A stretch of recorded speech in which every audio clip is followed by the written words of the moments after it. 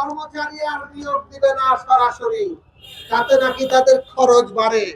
সরকার একটা ব্যবসা প্রতিষ্ঠান হয়ে গেল এবং সরকার বিভিন্ন কোম্পানি ঠিকাদারকে দায়িত্ব দিল, তোমরা আমাদের লোক সাপ্লাই দাও, এরা হবে আউটসোর্সিং কর্মচারী। সরকার ব্যবসা প্রতিষ্ঠানের মধ্যে নিজের কর্ম খরচ কমিয়ে কতিপয় ঠিকাদারের ব্যবসা বাড়ালো। চিন্তা করে দেখেন, এইটা কোনো নীতি হতে পারে? আপনারা এই নীতির বিরোধিতা করেছেন, মানে একটা অন্যায়ের বিরোধিতা করেছেন। এই দেশের শ্রমিক, কৃষক এবং তাদের সন্তানরা সবচেয়ে বেশি শহীদ লড়াকু যাদেরকে আমরা পাই, তার সামনের সারিতে আছেন শ্রমিক এবং কৃষকেরা।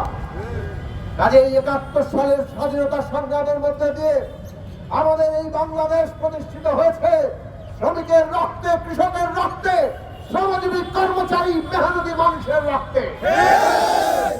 কিন্তু তাদের অধিকার কি প্রতিষ্ঠিত হয়েছে? তাদের মর্যাদা কি প্রতিষ্ঠিত হয়েছে? আজকে যেই দেশে বান্ডেল থাকলে প্রতি সেনমানিতে টাকা বাঁচবে। বিকাশ সেনমানি বান্ডেল কিনে জিতুন প্রতি লেনদেনে। আমরা বলেছি সমস্ত আউটসোর্সিং কর্মচারীদের একটা তালিকা তৈরি করতে হবে। তাদের সংখ্যা কত আমরা জানি না, ৬ থেকে ৮ লক্ষ। সারা বাংলাদেশে তারা কাজ করে। সমস্ত আউটসোর্সিং কর্মচারীদের তালিকা করেন এবং তা কম্পিউটারে থাকতে হবে। কোন প্রকল্প শেষ হয়ে গেলে পরবর্তী প্রকল্পে এই আউটসোর্সিং কর্মচারীদের দিক থেকেই তাদেরকে নতুন করে লোক নিতে হবে, তাদের অগ্রাধিকার দিতে হবে। আপনাদেরকেও ভাবতে হবে, প্রত্যেকটি আউটসোর্সিং কর্মচারী, তাদের জীবন আছে, তাদের পরিবার আছে, তাদের সমাজ আছে, তাদের সম্মান আছে। আজকে তারা ৫ বছর ১০ বছর চাকরি করার পরে হঠাৎ করে চাকরি নাই, তাদের পরিবার নাই, তাদের সম্মান নাই, তাদের সমাজ নাই, তাদের ছেলে মেয়ে নাই। সুতরাং মানুষের জীবনের একটা মৌলিক অধিকার আছে, তার কর্মের নিশ্চয়তা। শ্রমিকের অধিকার আজকে মে দিবসে তার প্রধান দাবি কি থাকে? আমার চাকরির নিশ্চয়তা দিতে হবে, নিয়োগপত্র দিতে হবে।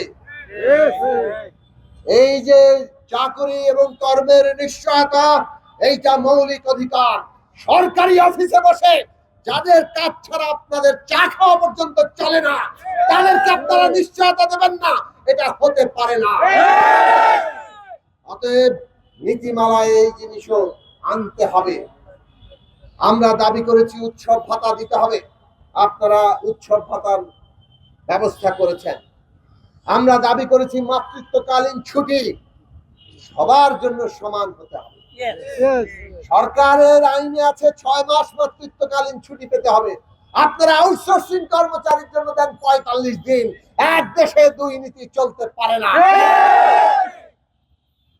আমাদের আউটসোর্সিং কর্মচারীদের মধ্যে যারা মহিলা কিংবা নারীরা আছেন, তারা কি কারণে অন্য এলাকা, অন্য অফিসের কিংবা একই অফিসের যারা সরকারি কর্মচারী অফিসার, যারা নারী অফিসার, নারী কর্মচারী, তাদের এক অধিকার আর আউটসোর্সিং তার আরেকটা অধিকার, এ তো হতে পারে না। আপনাদের আবার বিবেচনা করতে হবে। নারীর যে মাতৃত্বকালীন ছুটি একেবারে মৌলিক অধিকার। সন্তান জন্ম দেওয়া এবং এই যে আমাদের মানব সভ্যতা, মানব জাতির যে ধারাবাহিকতা রক্ষা করা, এইটা জরুরি না? তাহলে কি আর থাকবে? তাহলে এই জরুরি কাজের দায়িত্ব যারা পালন করেন মায়েরা, তাদের যদি কোনো অধিকার হরণ করা হয়, সেই সরকার আর দেশের মানুষের সরকার থাকতে পারে না। তাদের এই নীতিমালা পরিবর্তন করতে হবে। আর সারা জীবন একই বেতন পাবে, এটা কোন কথা?